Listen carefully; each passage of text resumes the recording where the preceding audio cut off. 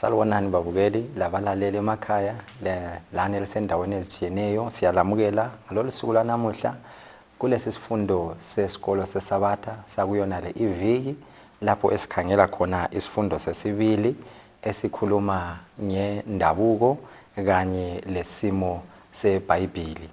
Kodwa singakangeni esifundweni sethu sizathanda ukubana siveze labo esilabo phambili lapho kwenzela ukuthi sibe kwazi esifunda labo njalo singene ethubeni lomthandazo bese siqhubekela phambili ngesifundo sethu. Mina engikhulumayo umfundisi Ivonne Siziba osesandleni sami sokudla Pastor Lulama Tshuma.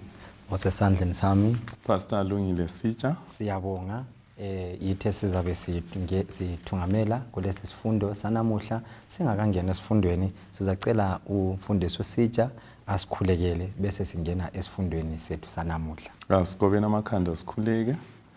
Baba wethu osezulwini siyabonga ngale imini umsa wakho lothando lwakho ngesipho sempilo. Nansi isifundo esingena phakathi waso ekseni sinikela isifundo sonalesi esandleni sakho. Sicela sengathi ungasithungamela siphe ukuqedisisa ukhulume lathi ngamunye udumo lobukhosi kubisele ngakuwe ngoJesu siyakhuleka. Amen. Amen. Siyabonga. Nxa sikhangela isifundo sethu sakuyona le viki esikhuluma ngendabuko kanye lesimo SeBhayibheli, kuba lembuzo eminengi efika engqondweni zomuntu ukubana kanti iBhayibheli vele lona lavela ngaphi, lasuka ngaphi, lafika njani kithi, size sibe lalo esimene esilo lona langendlela elilo lona lifike njani kithi iBhayibheli. Siba lembuzo eminengi esilokukholwa ukuthi ngesifundo sanamuhla sizaphendula sibe lempendulo ngale imibuzo esilayo. Nxa sikhangela indinyana yokwaziwa ngekhanda esithola esifundweni lapha uPauli elobela abaseThesalonika, incwadi yokuqala kwabaseThesalonika ngo-2 ivesini ka-13, kulamazwi uPauli alobayo lapha athathekisayo amahle kakhulu.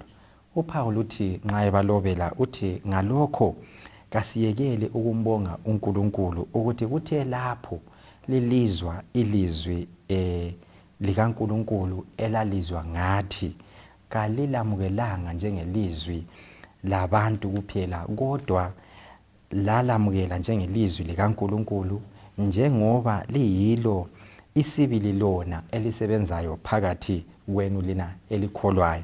Ngithe ngikhangele isifundo lesi ngananzelela ukubana indlela esizwisisa ngayo indabuko yeBhayibheli lesimo SeBhayibheli iyaveza mfundisi Tshuma lokho iBhayibheli elingakwenza empilweni zethu. Indlela esiyizwisisa ngayo, indlela esilibamba ngayo liyaveza ukuthi iBhayibheli liyaba lamandla anganani empilweni zethu, njalo futhi indlela esingachasisa ngalo iBhayibheli iyabunjwa, iphawulwe, ithunganyelwe izehlakalo zokwambulwa njalo lesehlakalo sokuphefumulelwa esikuthola elizweni leli lanamuhla elikaNkulunkulu eBhayibhelini.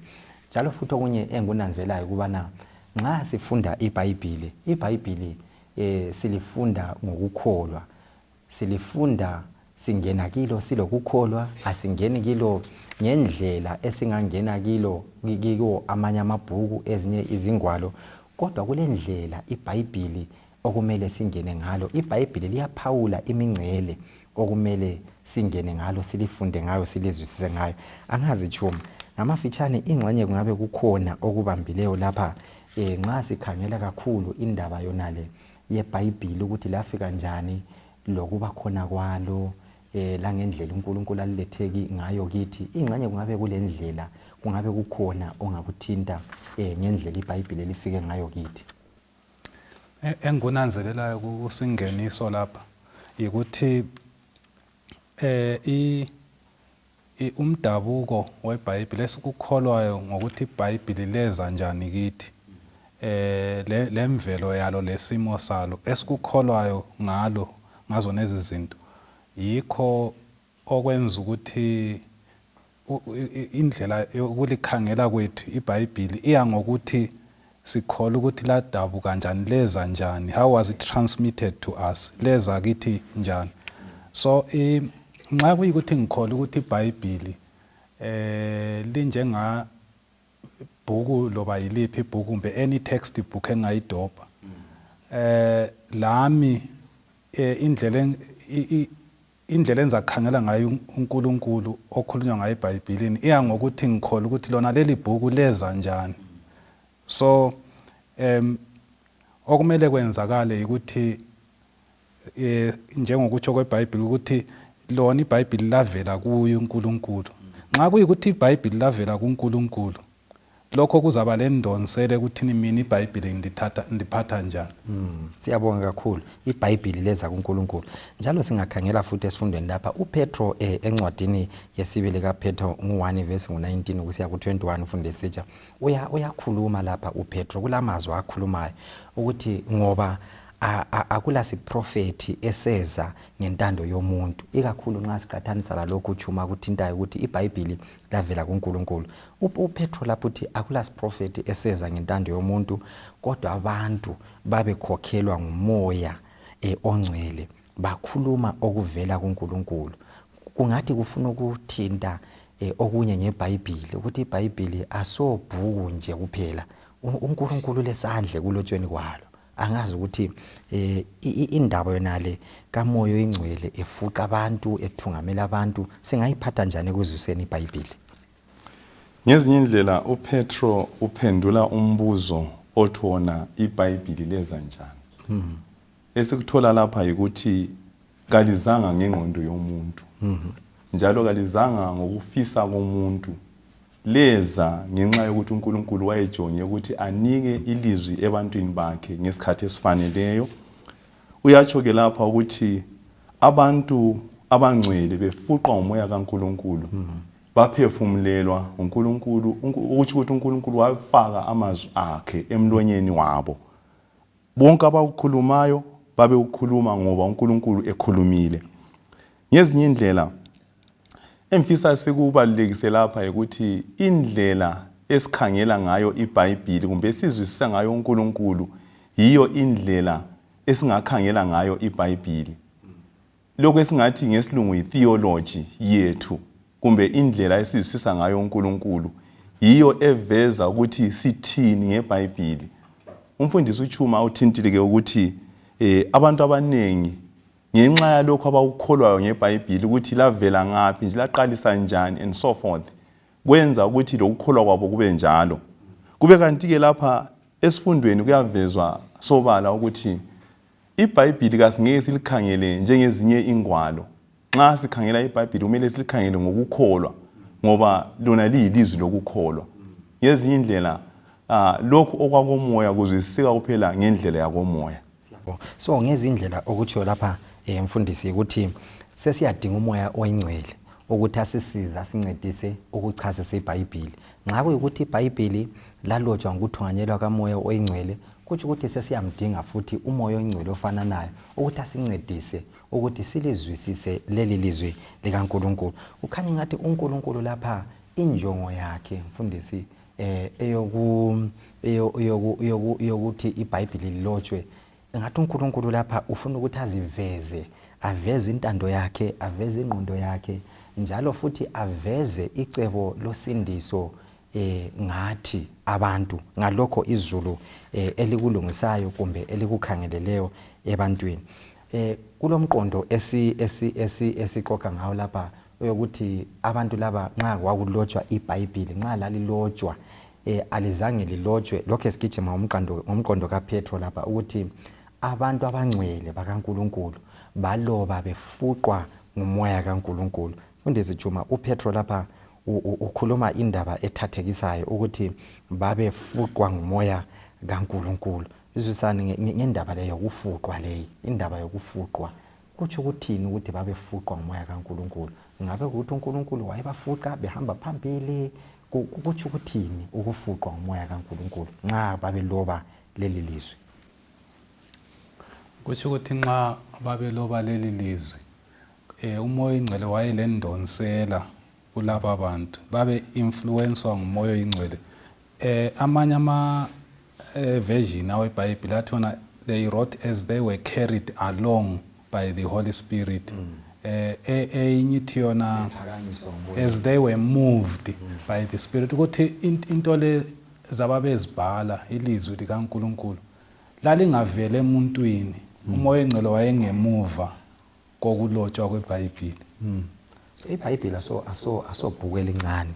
Ngabe ukuthi umoya engcwele wayengemva kokulotshwa kwalo kusukisela ekuqaleni kwalo kuze kuyefika ekugcineni kwalo. Njalo ngifuna ukunanzelela ukuthi alilotshwa ngumuntu oyedwa, alilotshwa ngabantu ababili, kodwa lalotshwa ngabantu abaningi.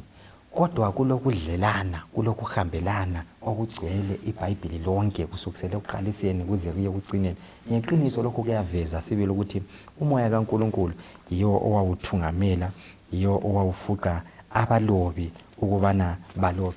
Manje nxa ukuthi umoya kaNkulunkulu yiyo owawuthungamela, ngiba lo mbuzo lapha ngoba lapha uPetro uthi imbhalo yonke imbhalo iphefumulele, yonke imbhalo iphefumulele. Kungabe kukhona yini ezinye indawo elizwini likaNkulunkulu esingathi hayi lokho singahamba ngakho kuvela kuNkulunkulu, hayi lokho maybe ingxenye kuvela ebantwini? Siyiphatha njani indaba yokuthi imbhalo yonke iphefumulele? Well, iBhayibheli licacile ukuthi yonke imibhalo, okusho ukuthi kusukela encwadini yakuqala uGenesis usiya encwadini yokucina uSambulo, konke okubulotshwe eBhayibhelini kuphelele kunjalo, kuphefumulelwe. While kulabanye abantu abacabanga ukuthi kulokunye singakususa eBhayibhelini abathi hayi lokhu kakuphefumulelwanga. Ngifisa ke ukuthi ngiqondise ukuthi ilizwi likaNkulunkulu njengoba lisitsho ukuthi lanxa kwalotshwa ngabalobi abangafika 40, bonke belowa besendaweni ezitshiyeneyo babefuqwa ngumoya kaNkulunkulu. Njalo umoya kaNkulunkulu utholakala futhi esibakhona kubancedisa hatshi ukubhala amabala, hayi kodwa ngomqondo lomcabango walokho uNkulunkulu ayefisa ukuthi kuphume ebantwini. Okay, singakadlulela phambili uthinta Tshuma lapha omunye umcabango omuhle lapho ukuthi umoya kaNkulunkulu yiwo wawuthungamela abalobi laba bebanengi besendaweni ezitshiyeneyo besezigabeni ezitshiyeneyo ngemva eminyakeni eminingi yokuthi uNkulunkulu kazange adobhe ibala linye ngalinye ukuthi leli bala lingene. Pho nxa sikhangela yona lindaba yamabala ngezindlela kuthutsho ukuthi uNkulunkulu kazifaka ngemabaleni, uNkulunkulu kazange azifake ebaleni. Kuyaveza esingathi i-human shape yembhalo ukuthi imbhalo abantu uNkulunkulu usebenzisa izikhali ezingabantu ukuthi ilizwi lakhe lifike ebantwini. Kodwa futhi nansi enye into enginanzeleleyo nxa sibala isifundo lesi engikhangileyo futhi uNkulunkulu nxa ekhuluma loMose ngale encwadini kaExodus kakhulu ngale Tshuma uyayala uMoses uthi Moses loba amazwi lawa ngoba ngala mazwi ngenzile isivumelwano lami phakathi kwami lawe lo-Israyeli. Khathesi lapho uNkulunkulu ukhanyisa sithi amazwi la alotshwe. Emuva ngapha bekungathi indaba bezixoxwa zisuke kubaba kumbe kukhulu zehle ngezizukulwane. Sekufika la uNkulunkulu sesithi Mose loba amazwi la, indaba uNkulunkulu sesithi akulotshwe lapha. Kungabe kukhona yini okwenza kube lesisindo ukuloba okwedlula ukukhuluma kusuka emuntwini oyedwa kusiya komunye umuntu? Indaba sokufika kulesi sigaba uNkulunkulu segcizelela akulobe amazwi lawa. Kuyini okuphawulekayo okuqhakathekileyo ngokuthi amazwi la avela kuNkulunkulu alotshwe phansi? Okay, khanya egcizelela kakhulu ukuthi amazwi akhe uNkulunkulu kawalotshwe. Ungakhangela lapha esifundweni uExodus 17 verse 14 ukhanya egcizelela ukuthi kumele kulotshwe lawa mazwi ukuze abe isikhumbuzo. And then ukhangele uJoshua 24 verse 26 lokho egcizelela ukuthi uMoses kalobe lawa mazwi. uJeremiah 30 verse 2 lo Sambulo 1 verse 11 wonke la ama verse agcizelela ukuthi akulotshwe. So ngizalinika izizathu ezine ezokuthi amazwi lawo ayemela alotshelweni. Na okokuqala isizathu sokuqala siyasibona ku-Exodus 17 verse 14 lapha thina as a memorial njengesikhumbuzo.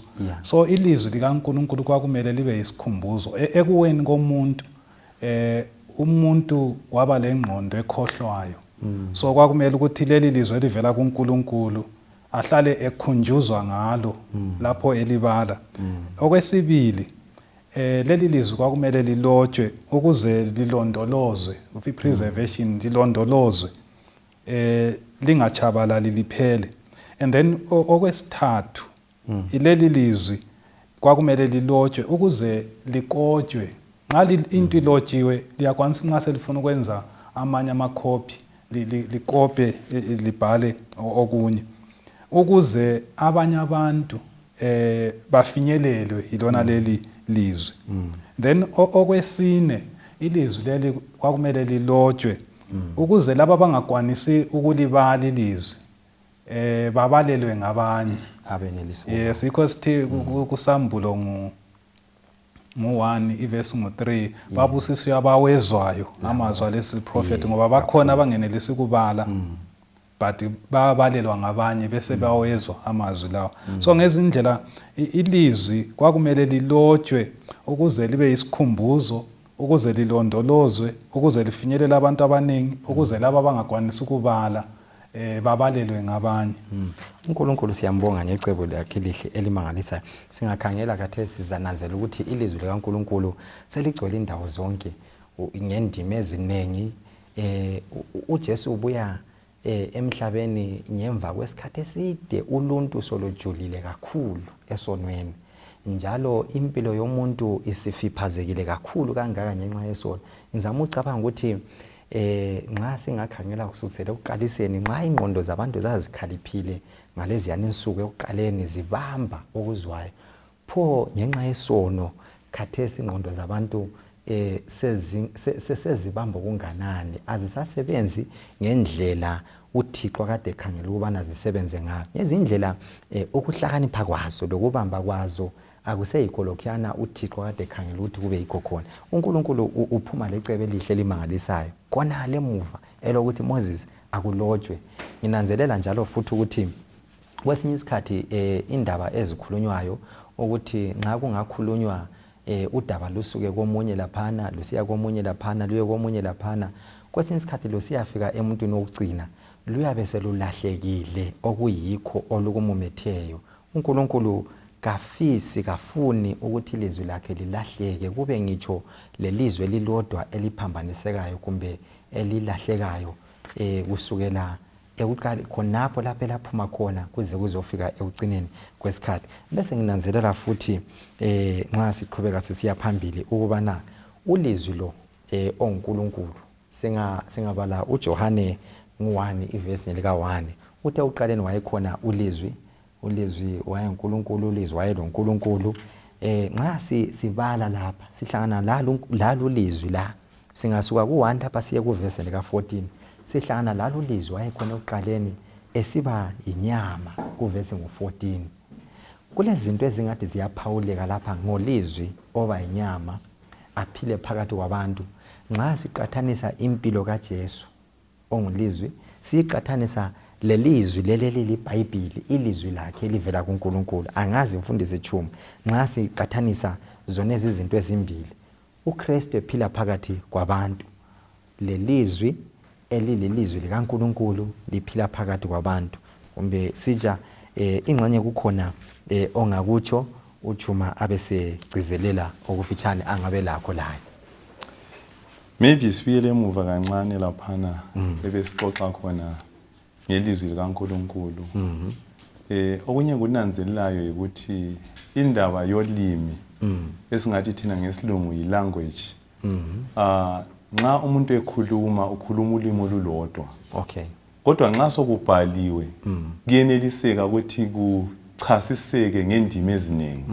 Njengoba namhlanje silalo iBhayibheli ngendimi eziningi. uNkulunkulu nxa wayekhuluma loMose, uMose kwakulolimi ayelukhuluma olulimi lwakhe kakhulu.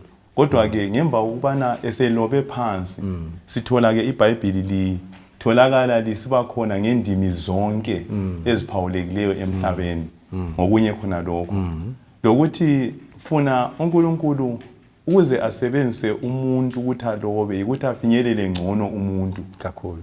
uNkulunkulu wayengazilobela aphosele phansi iBhayibheli libuye selilotshiwe abantu abangasoze bazwisise ukuthi kuyini kodwa ke nxa esebenzisa umuntu ukuthi alobe obonwa ngomunye umuntu ozakwenelisa ukuchasisela njalo omunye umuntu kuba lula sesiya kulesi sigaba esikhuluma ngaso lapho esiqathanisa khona uJesu njengolizwi lelizwi likaNkulunkulu John 1:14 ethi yona uJesu wabonakala engulizwi ngezinye indlela sibona kulokuhambelana thize ngoba nxa uJesu ezalwa ngowesifazana ngokwenyama yena enguNkulunkulu lokho esingathi ngesilungu incarnation uNkulunkulu ke laphana uziveza efisa ukuthi afinyelele uluntu esigabeni soluntu kube kanti ke ngendlela efananayo lelizwi likaNkulunkulu elile origin kumbe isisusa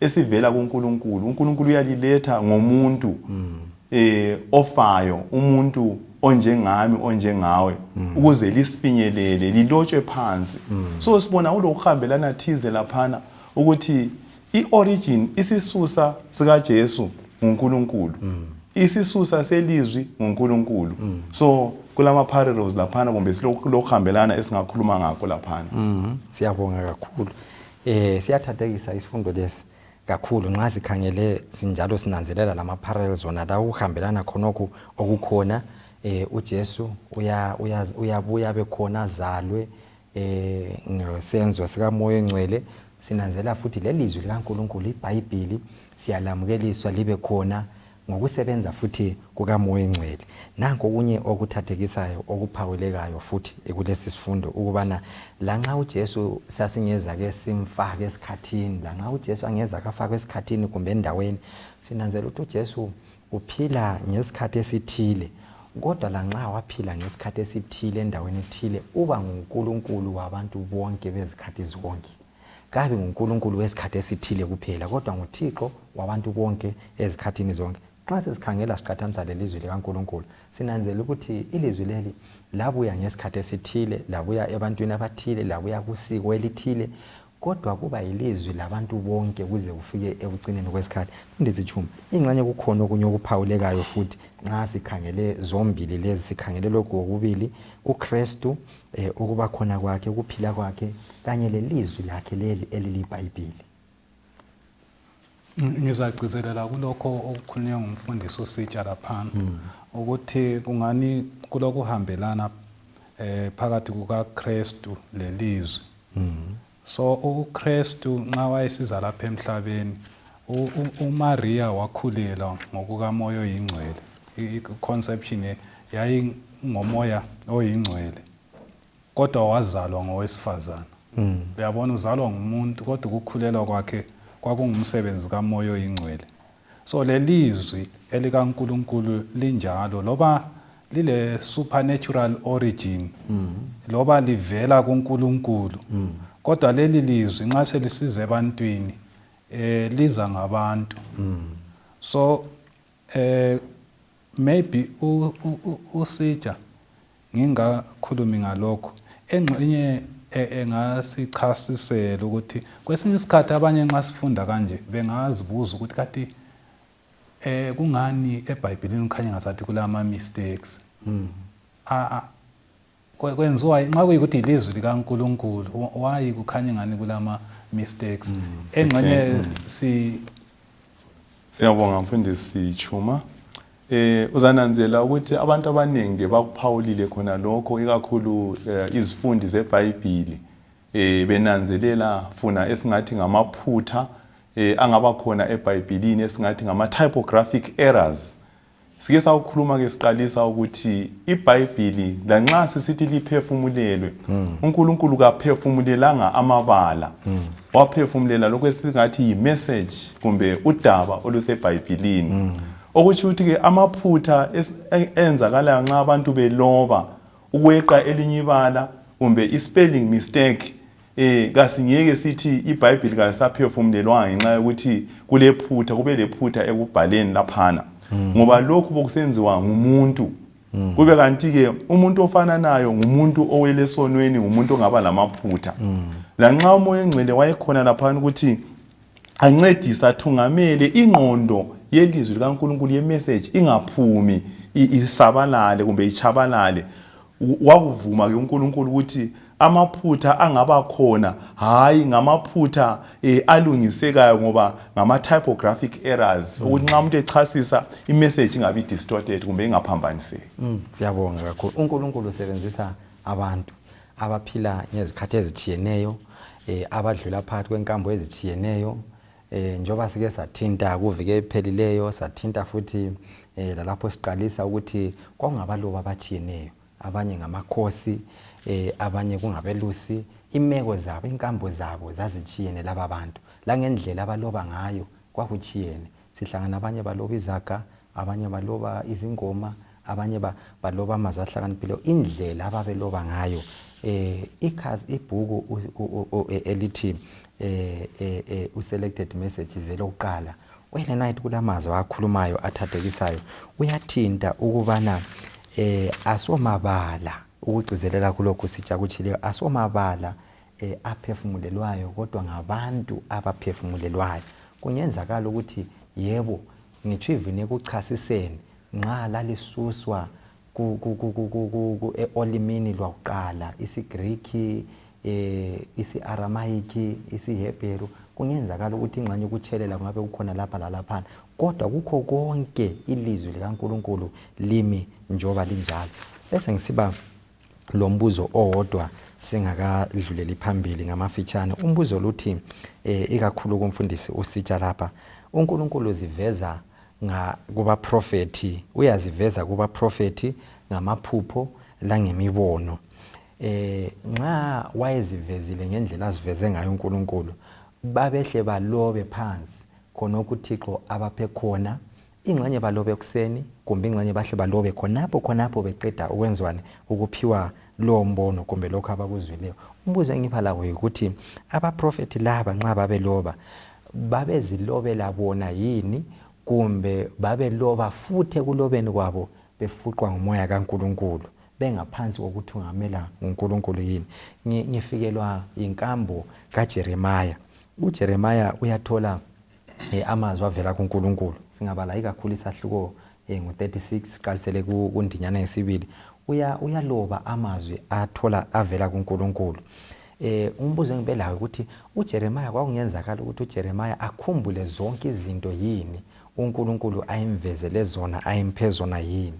Bese ngithathekiswa futhi umqondo ukuthi uJeremaya kunkambo yakhe ubiza umabhalane wakhe uBaruch ukuthi kabuye azobhala abe seqalisa ukuthi amuphe ilizwi linye ngalinye umabhalane wakhe ebhala ekucineni nxa esebhalile abe sebala konke uJeremaya amyale ngakho amphe khona. Umbuzo engibalayo ukuthi bebezibhalela nje bebodwa yini kumbe uNkulunkulu lapho sebebhala ngendlela uJeremaya yenza ngayo uNkulunkulu belokho ethungamela yini. Ukuphendula lo umbuzo engakutsho ukuthi isiprofeti sonke sinikezwe nguNkulunkulu. Ngezinye indlela abalobi nxa babeloba kumbe bebhala lokho uNkulunkulu ayebavezele khona ngokuqala lokho babeloba exactly lokho uNkulunkulu abanikeze khona hachi verbatim. Nxa sithi verbatim ngitsho ukuthi hachi ngelizwi kumbe ngebala babeloba uNkulunkulu ingqondo i-idea yalokho uNkulunkulu abanike khona kuludaba ngokuqala lokho. Okwesibili yikuthi nxa sikhangele abalobi baloba ngolimi abaluzwisisayo. Ngezinye indlela uNkulunkulu nxa wayengabe ekhulume kuye ngombono yena wayobhala umbono ngendlela azwisisa ngayo ngelanguage yakhe kumbe ulimi lwakhe. ubese kusithike phakathi kokubhala khona lapho umoya oyingcwele wayesiba khona ukuthi ancedise ukugayida ingqondo hathi isandla liyakuzwisisa so ibala lalingilomlobi yes so umcabango kungokaThixo yes wangokaThixo kodwa ibala lingelalo olobayo ekubeka ngolimi alizwisisayo yena siyabonga kakhulu omunye nxa elo echasisa indlela elalilotshwa ngayo iBhayibheli uthi yena umoya oyingcwele wayengusuperintendent weprocess yokulotshwa leyana ukuthi umoya oyingcwele wakungasukuthi kuyadictatewa njengalokho esasikwenza esikole ukuthi ama-spellings and dictation ukuthi umuntu akubizele usubhala khona okutshelwa exactly as it is kwakungasiyo dictation but umoya oyingcwele wayesuperintend iprocess lena kwezinye indawo wayenika i-idea kwezinye indawo ancedise ekukhethweni kwebala okumele lisetshenziswe so engulandayo lapha kule lokumuca lo othi yena the Bible with its God-given truths expressed in the language of men ukuthi amaqiniso aseBhayibhelini abhalwa ngolimi lwabantu so ulimi lwabantu aluphelelanga yikho mhlawumbe nxa kungaba khona ezinye izinto esibone ngani ngama mistakes ngoba ulimi aluphelelanga engakulinganisa kanje ukuthi ilizwi likaNkulunkulu njengoba li-expressiwe eBhayibhelini linjengomuntu omdala ekhuluma lo mntwana kasebenzisi ulimi alusebenzisa nxa ekhuluma lo munye umuntu omdala so iBhayibheli kokunye kungani ngumuntu omdala okhuluma lo mntwana so ilanguage lana nxa ekhuluma lo mntwana ulimi lona alusebenzisayo lulimi oluqondileyo uyabe esebenzisa ulimi umntwana angaluzwa so uNkulunkulu uhlangana lathi lapha esikhona so asebenzise lo limi lwethu lo Jesu nxa wayebuya lapha emhlabeni waba yinyama njengathi ukuze icebo losindiso lizwisiseke ngcono even lo limi usebenzisa olwethu ukuze simuzwe engxenye laphana ku 2 Timothy mu2 Timothy 3 iverse ngu15 othi yena yonke imibhalo iphefumulelwe imibhalo le ilanda ukuze siqondisa ukusifundisa ukukhuza ukuze umuntu wenkosi ahlonyiselwe yonke imisebenzi emihle so uNkulunkulu wayesebenzisa yonke indlela ayengayenza ukuthi umuntu asindiswe nginanzela futhi njalo ukuthi lapho okulothando lokuthembana kulokukholwa angazi ukuthi ngubeka kuhle lapho okulothando lokwethembana kulokukholwa ngezindlela ukuthi umuntu engimthembayo umuntu engimthandayo ngiyakukholwa lokho akutshoyo ngizama ukuqathanisa ukuzwisa indlela engamukela ngayo amazwi eBhayibhelini indlela engizwisa ngayo ilizwi likaNkulunkulu ukuthi ilizwi likaNkulunkulu ikakhulu nxa sibala encwadini yamaHebheru ngo11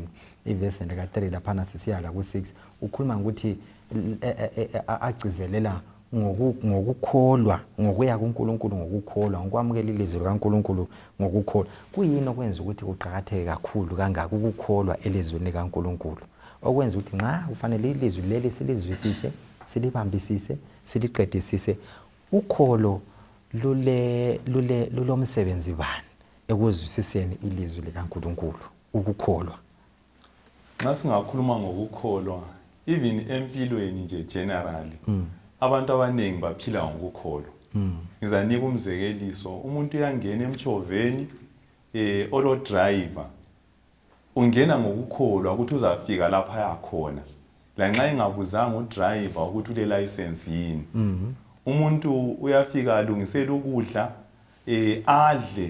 adle ngokukholwa engabuzanga ukuthi lo muntu olungisa ukudla kambe angabe eqeqeshile yini kulokho so ke okumangalisa nxa sesifika lapha eBhayibhelini abantu bayaqala ukuthandabuza babuza imibuzo eminingi ilizwi kaNkulunkulu ke libalekile ukuthi i-attitude yethu kumbe lokho engathi mina ingqondo yethu nxa sesikhangela ukukholwa ube sikhangela iBhayibheli kumele ibe yiliyana eyokukholwa sikholwe ukuthi lokhu uNkulunkulu asitshela khona kubalekile njalo kuliqiniso njengoba kusitsho laphana ku verse 6 chapter 11 kaHebrews ukuthi ngaphandle kokukholwa awukho kumthokoza ubani uNkulunkulu ngezinye indlela nxa sakuluzwisisa ilizwi likaNkulunkulu kumele silizwisise ngokukholwa iapproach yethu ibe ngiyokukholwa singafisa ukuthi sisebenze ezinye indlela ukuzwisisa ilizwi likaNkulunkulu kumbe singasina ilogic yomuntu kumbe iphilosophy zabantu kuba nzima ukuthi ukukholwa sikuzwisise